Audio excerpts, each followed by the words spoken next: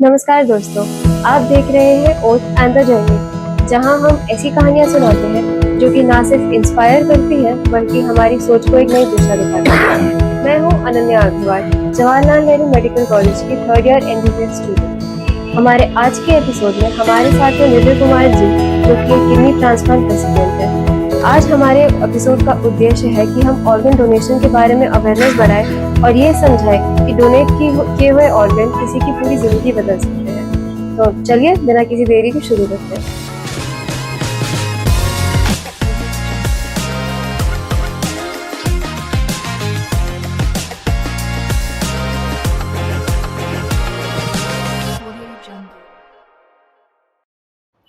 तो विजय जी, हम आपकी जीवन की में शुरुआत करेंगे डायलिसिस के समय पे।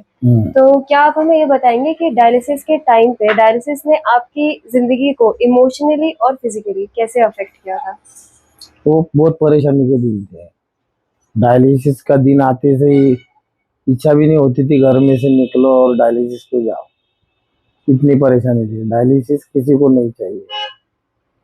तो डायलिसिस के टाइम पे जैसा आपने बोला कि आपको बहुत मुश्किल होती थी, कि आपको डर लगता था, तो ऐसी क्या चीज थी जो आपको रोज प्रेरणा देती थी कि आपको जाना है आज उसके डायलिसिस? तो वो तो कैसा जिंदगी जीना है तो वो तो जाना ही है।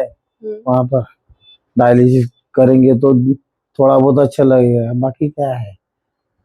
यानी आज का मरण कल के लेके जाना, डायलिसिस करना पड़ेगा। खुद को समझाओ और डायलिसिस को जाओ, है कि नहीं। जिंदगी जीना है तो ऐसी दिन काटे 2 साल तक। तो 2 साल के बाद जब आपको पता चला कि आपको आपकी डोनर किडनी मिल गई है, हाँ। तो वो पल कैसा था आपके लिए और आपके घर वालों के लिए? वो तो खुशी समाये नहीं गई ना, जब उनका फोन आया रात के 9-10 बजे और आप बोले तैयारी करो, तो वो तो खुशी अलग ही रही थी ना।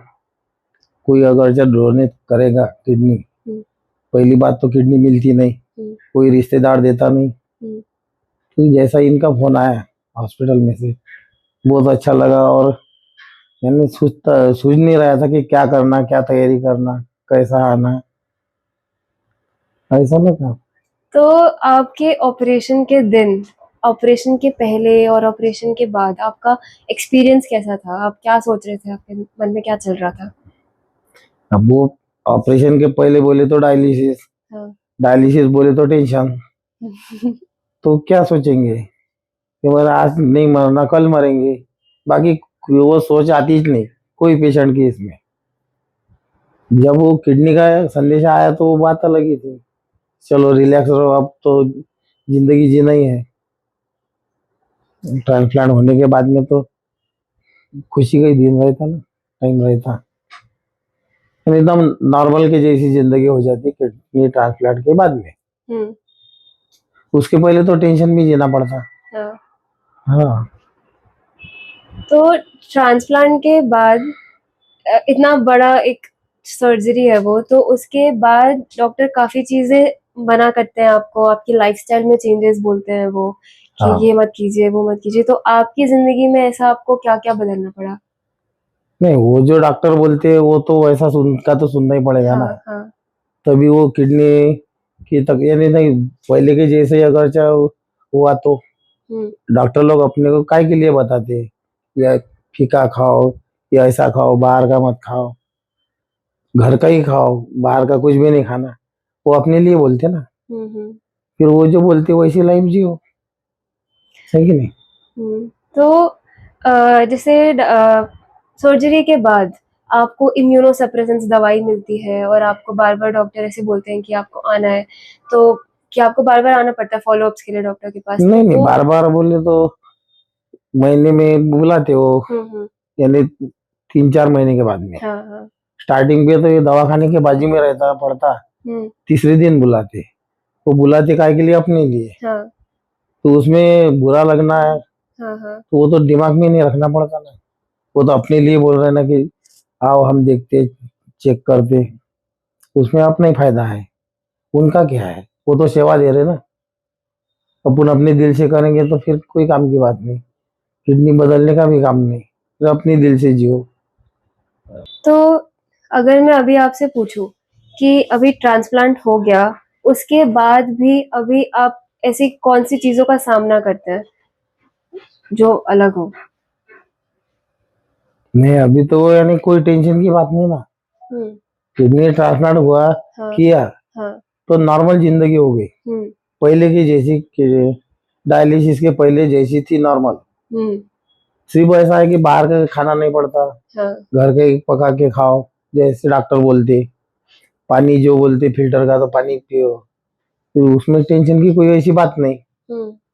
वो तो अपने लिए बोलेंगे ना कि बाहर का खाओ मत, बाहर का खाए तो फिर और तबीयत तो खराब होना ही है। किडनी ये कैसा, ये बाहर के लिए भी चीज है, इसको तो संभालना पड़ेगा ना अपने को। हाँ हाँ। तो खुद के घर की नहीं ना, है कि नहीं? सही बोल रहे हैं। हाँ। तो जैसा कि डायलिसिस से लेकर अभी तक की आपकी जितनी जर्नी थी वो काफी लंबी है, जैसा कि आपने बोला कि आप 2 साल डायलिसिस में थे, हाँ। 1.5 साल आपके ऑपरेशन को हो गया। हाँ। तो ये काफी लंबा समय है, तो इस पूरे समय में आपके घर वालों ने और आपके दोस्तों ने किस तरीके से, किस तरह से आपका साथ दिया है? घर वाला कोई सहारा देता नहीं, कोई सपोर्ट करता नहीं, खुद की मिसेस के सिवा। सिर्फ मिसेस ही साथ देती, दूसरा कोई नहीं था। ये मेरा अनुभव है, मैं दूसरे का नहीं बताता। अभी अगर मैं पूछूं आपसे कि जो लोग अभी डायलिसिस पे है या फिर वो ट्रांसप्लांट का वेट कर रहे हैं, इंतजार कर रहे हैं, तो आप उन्हें क्या बताना चाहेंगे कि उनकी उम्मीद बनी रहे? नहीं, उनको तो बताता ना मैं, मेरे पास बहुत जने आते मेरे साथ के जो थे, मगर किसी का दिल होता ट्रांसप्लांट करने का, भरोसा नहीं बैठता। फिर मैं मेरा अनुभव बताता, तो 1-2 जने ने रजिस्ट्रेशन किया। हाँ। जो मेरे साथ वाले थे, हाँ। तो 2 या 3 जने ने किया। अभी कल एक जना आएगा, लेडीज आएंगी। मुझे अभी फोन आया था दोपहर में, मैंने बोला आ जाओ, मैं यहाँ पे हूँ, तो रजिस्ट्रेशन करो। वहाँ पे ट्रीटमेंट अच्छी है ये दवाखाने में, तुम नागपुर औरंगाबाद जाओ मत, आउटसाइड गिरता ना, कैसा नजदीक भी है। और अपने को अनुभव अपन वही बताएंगे कि भाई यहाँ पे सुविधा अच्छी है, डॉक्टर लोग अच्छे हैं, यही बताते हैं अपन। और ट्रांसप्लांट करना ही अच्छा है ना, लाइफ जिए, यानी आदमी अच्छे जिएगा। ये डायलिसिस बोले तो कोई ऑप्शन नहीं, टेम्परेरी ऑप्शन है। वो आज का मरण कल लेके जाओ, और रास्ते से तो लगे हुए रहता हो कि बस जाना है बेटा तेरे को। ये मैंने देखा, मेरे सामने 5 लोग मर गए, डायलिसिस करने वाले, टेंशन लेते लोग। ऐसे यानी क्या बोलते, रिलैक्स नहीं रहते कि जाने दे, सुधरेंगे अपन, आज नहीं तो कल। तो भरोसा किसी पे रखते नहीं, बस अब मेरे को मरना पड़ता। उसको उसको किसी ने भी समझा के बोला, ये क्या बोलते हैं उसको, वो टेंशन में कमजोर हो जाता दिल से। मैं वैसा पेशेंट नहीं था पूरे डायलिसिस सेंटर पे। मैं ऐसा रहता था, किसी के साथ में बात ऐसी रिलैक्स में करता था। पर मरण आएगा जब आएगा, इनके हाथ में भी नहीं, अपने हाथ में भी नहीं। वो सब यानी खुद का खुद को संभालो और जिंदगी जियो। ये ऑपरेशन ही तो मेरा हुआ तो मैंने देखा नहीं कितना हुआ, कि पिक्चर में बताती इतना पेट कटे हुआ, और जब मैंने देखा कि नहीं, अरे बाप रे।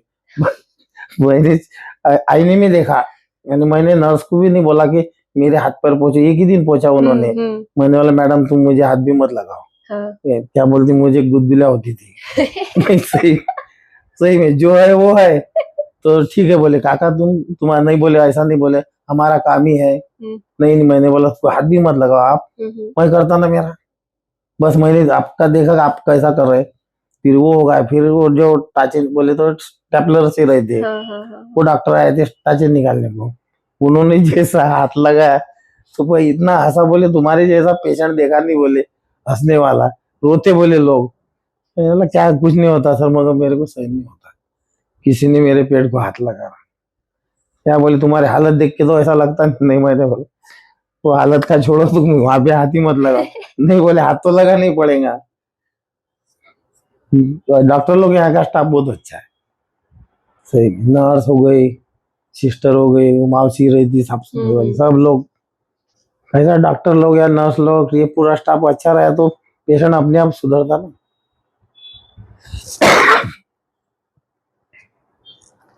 अगर अभी आप डोनर के परिवार वालों से कुछ कह सकते हो तो आप क्या कहना चाहोगे उनको? नहीं, उनसे तो बात हो ही नहीं सकती, उनका नाम हमें बताते नहीं। मतलब जस्ट इन केस कि आपको अगर बोला जाए कि आप कोई मैसेज देना चाहते हो उन्हें, धन्यवाद। हम तो उनको दुआ ही देंगे, बस दुआ तो देंगे नहीं कि भाई बहुत उपकार किया, कुछ अपना नाता होगा पिछले जन्म का करके तूने ये सपोर्ट किया। पैसे का तो कोई भी करेगा, मगर ये ऐसे पार्ट बॉडी के तो कोई नहीं देता ना। वो तो कौन है क्या है पता नहीं, सिर्फ वो ट्रांसप्लांट के टाइम पे बताते हैं कि लेडीज है या जेंट्स है, उम्र कितनी है, इसके अलावा कुछ भी नहीं बताते। अच्छा है वो यानी ऐसा बाद में फिर किसी का दिल खराब होता, बताती ना, अपन पिक्चर में देखते हैं, हो सकता ये अच्छा है, बोलते नहीं, मगर उनको तो दुआ ही देंगे उनकी फैमिली को। कोई डोनर यानी पब्लिक तैयार नहीं होती ना देने के लिए, लोगों ने देने को होना। अब मैं तो लिख के रखूंगा, ये बॉडी अच्छी रही तो फायदा है, आंखें ले, लीवर ले, क्या ले, जो भी ले, काली कचरा घर भी भेज दो। बाकी क्या है। ठीक है, अगर मैं आखिरी सवाल, ज्यादा परेशान नहीं करूंगी मैं आपको, अगर मैं परेशान नहीं होता, आप पूछते रहो। अगर मैं आखिरी सवाल आपसे ये पूछूं कि शुरुआत से लेकर अभी तक पूरी अपनी जर्नी को आप किसी एक सेंटेंस में बोल सकते हो तो वो क्या होगा? यानी कब से 3-4 साल की बात कर रहे कि पूरी उम्र की बात कर रहे? 3-4 साल। जिंदगी का चढ़ उतार है, जैसा कि डायलिसिस मुझे बताया था डॉक्टर ने कि आपको डायलिसिस शायद करना पड़ता जब क्रिएटिन चाहिए था। मुझे पता था मेरी किडनी 25 साल पहले गई थी, छोटी हो गई थी बोले तो छोटी हो गई थी, तो तब ताकत भी थी और मेहनत भी करता था, मैंने टेंशन लिया नहीं। 25 साल के बाद में एसिडिटी हुई, मुझे जब भी पता लगा कि शायद किडनी पे असर होगा, फिर टेस्ट किया, क्रिएटिन 6, फिर मुझे मालूम था कि डायलिसिस पे आता अब मैं, क्योंकि ये दूसरे का भी काम चालू हो गया। तो फिर डॉक्टर ने बताया कि ये टेस्ट करो वो टेस्ट करो, सब किया, तो चलो वो हो गया। फिर मालूम था डायलिसिस पे जाना पड़ता, फिर बहुत तबीयत खराब हो गई थी, तो मुझे एक डॉक्टर ने, अष्टपुत्री सर है वहाँ पे, आप लोग पहचानते हो मैडम, उन्होंने मुझे देखते ही बोल दिया, रिपोर्ट भी नहीं देखा, बीजी वो बोले आपके पास 72 घंटे है, यानी मरेंगे या तो जिएंगे। मैं नहीं ना सर, तुम अभी भर्ती हो जाओ, तो मैं हुआ नहीं। फिर 18 घंटे में मैं नीचे गिर गया, ब्लड 6 था। ओह, काफी तबीयत खराब हो गई फिर आपकी सर। नहीं, और क्या बोलते, क्रिएटिन 24 था उस दिन। दूसरे दिन सवेरे 8 बजे गिर गया मैं, एक 7 इंच के पायरी पर से, ऐसा बैठा था नीचे गिर गया, 4 बजे तो होश नहीं था। फिर डायलिसिस चालू हुआ उसी भर्ती करने के बाद में। फिर डायलिसिस का जीवन बोले तो बहुत भारी है, तो मुझे पता भी नहीं, यहाँ पे गले के पास में छेद गिराया था, मगर मैं दिमाग से वैसा भी स्ट्रांग था, क्या होगा, मरूंगा नहीं तो जीऊंगा, उसमें है क्या, कैसा इसमें हिम्मत होना कि जो डायलिसिस करते या किडनी ट्रांसप्लांट करते। तब मैं इतना हिम्मत वाला वो ऑपरेशन मेरा खुद का देख के मैं घबरा गया था, आईने में जैसा देखा, मैडम को बोला, मैडम मैंने इतना काटा फिर क्या निकाला क्या डाला। मैं ऐसी बात करता था उनके साथ, डॉक्टर लोग हंसते थे मेरे को देख। 4-5 सिस्टर है, सवेरे शाम दोपहर में ड्यूटी चली होती ना, अभी भी देखते क्या काका कैसी क्या तबीयत है, तुम अलग पेशेंट से बोले। कभी कभी मुझे रोना भी आता था, मुझे लोग सेवा करते ना, क्योंकि घर के लोग भी नहीं करते, कोई रिश्तेदार, आप लोग जो अब पढ़ाई कर रहे हो, तुम दिल से सेवा करते किसी, पैसे का छोड़ो, तुम लाखों से कमाएंगे लाखों से कमाएंगे, है कि नहीं, बहुत हिम्मत से जीना पड़ता। तो बिजनेस का तो नॉलेज पूरा है, पढ़ाई लिखाई कम है, चलो तो वो खैर अलग बात है। क्या पूछने का? और कुछ नहीं, बस यही कि आपसे बात करके बहुत अच्छा लगा, मतलब बहुत स्ट्रांग हो आप मेंटली, मतलब वो सही में बहुत दिल से बोलता मैं। हाँ। ऊपर वाले की देन है मुझे तो। आज की बातचीत से हमने ये समझा कि ऑर्गन डोनेशन किसी के जीवन में सिर्फ सेहत ही नहीं बल्कि किसी को एक नया जीवन दे सकता है। हम अपने गेस्ट विजय जी का दिल से शुक्रिया करते हैं कि उन्होंने इतनी पर्सनल जर्नी को हमारे साथ शेयर किया ताकि दूसरों को हिम्मत और प्रेरणा मिल सके। दोस्तों, ऑर्गन डोनेशन एक ऐसा उपहार है जो किसी को जीने का मौका देता है। अगर आप सक्षम हो तो प्लीज इसके बारे में सोचो और अपने परिवार वालों से बात करो और एक नेक काम की ओर अपना कदम बढ़ाओ। तो आप सुनते रहिए ओथ एंड द जर्नी। हम फिर मिलेंगे एक नई कहानी, एक नई इंस्पिरेशन के साथ। तब तक के लिए धन्यवाद। धन्यवाद। धन्यवाद।